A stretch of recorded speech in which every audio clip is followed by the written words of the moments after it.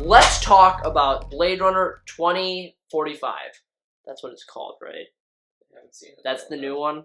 I don't actually remember the year. I just call it Blade Runner 2. We're going to call it Blade Runner 2 because I don't remember the year. Let's talk about Blade Runner 2, The Bladening. Let's talk about the second Blade Runner, okay? I recently saw the second Blade Runner 2045. I'm pretty sure that's the year. And here's the thing. I love the original Blade Runner. It is in my top 5 movies, right under Pulp Fiction. And here's the thing. I was very nervous when I went in to see the second one. Blade Runner was a movie that I never saw the need for a sequel. It ended on a perfect note. It completed Deckard's arc. It completed everything it went out to do.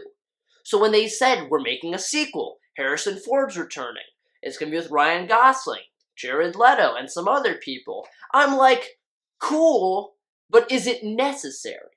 Did we need it? So here's my review. Let's start with the pros. And if we're going to talk about anything involving Ridley Scott in general, let's be blunt about what Ridley Scott does best. It's visually amazing. This is by far one of the most beautiful looking films of 2017. It's 2018, isn't it? This year is 2017, right? Yes. Great, I actually forgot. Are you stupid or something? It is one of the most beautiful looking films of 2017.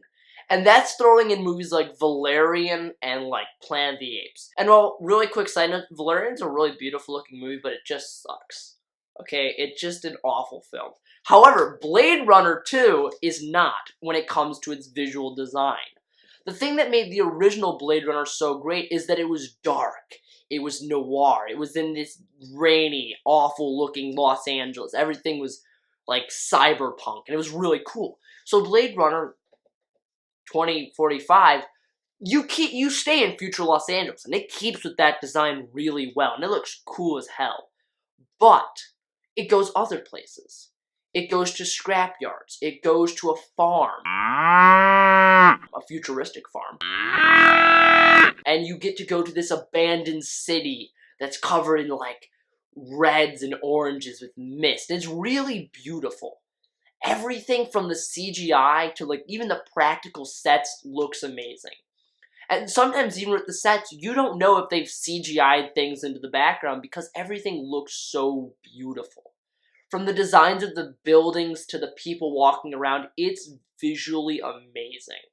As well as, let's take a moment to praise the soundtrack.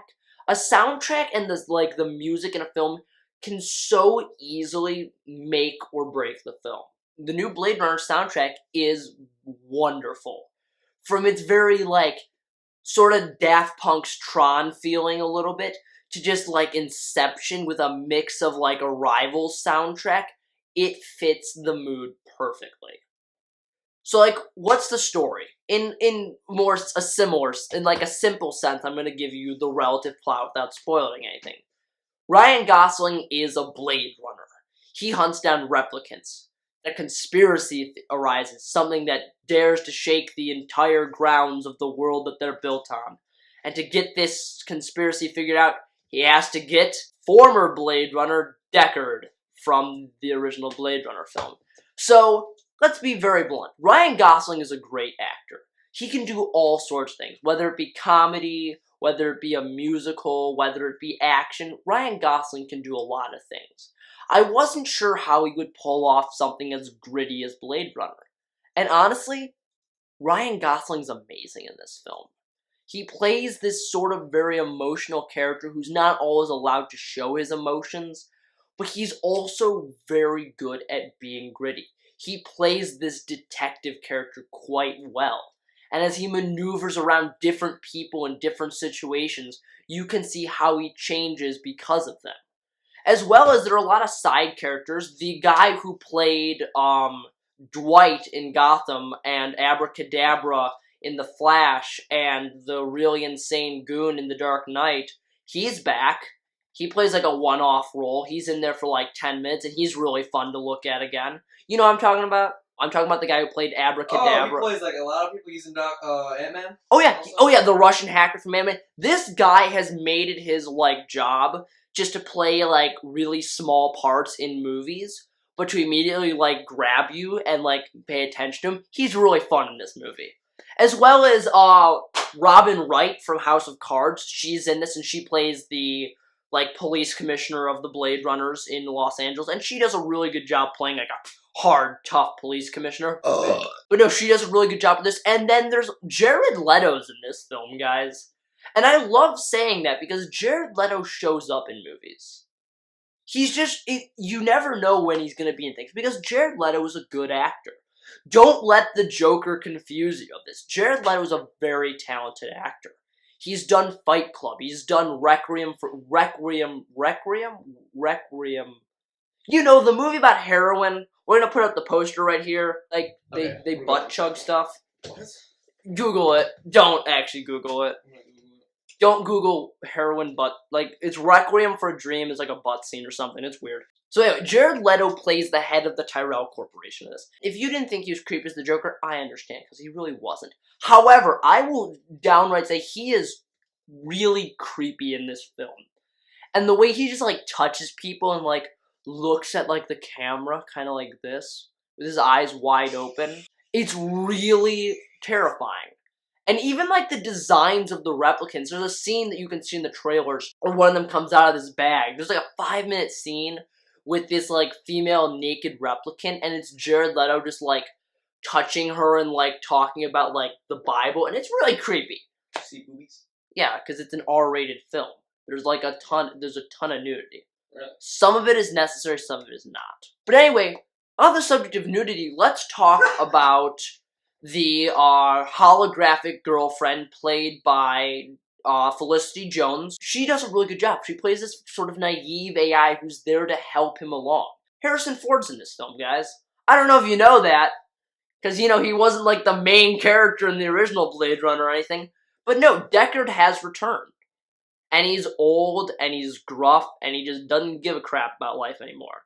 Kind of like actual Harrison Ford. But no, Deckard's in this. And I'm going to be very honest, Harrison Ford gives it his all. He goes out with this character, and he does a great job portraying Deckard for a second time.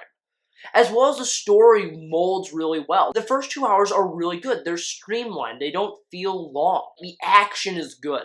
There's like some fist fights. There's a really intense gunfight near the end that's really done well. Even the futuristic stuff, it's not shoved in your face. It's like, this is the future.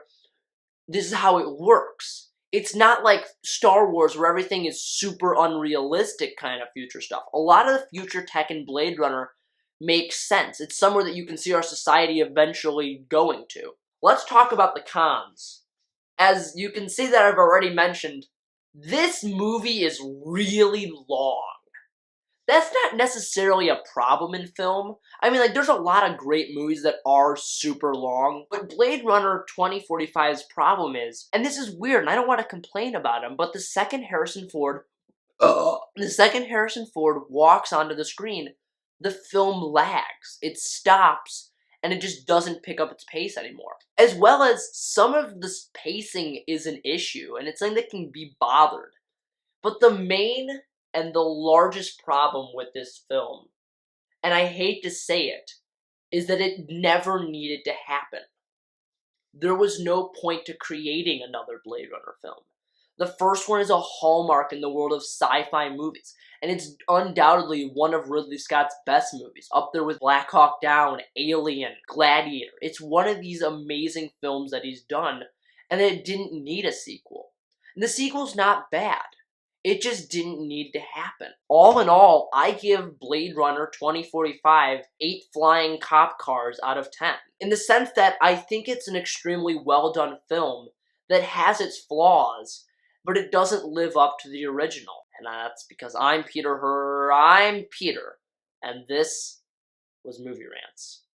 See you next time we talk about movies, or TV shows, or comics, or whatever this entire thing is about. I don't know. This is just the thing that no one watches. Except for mine, they watch my movie rants that I do. They watch your movie rants because you put fan film in the title. I'm out.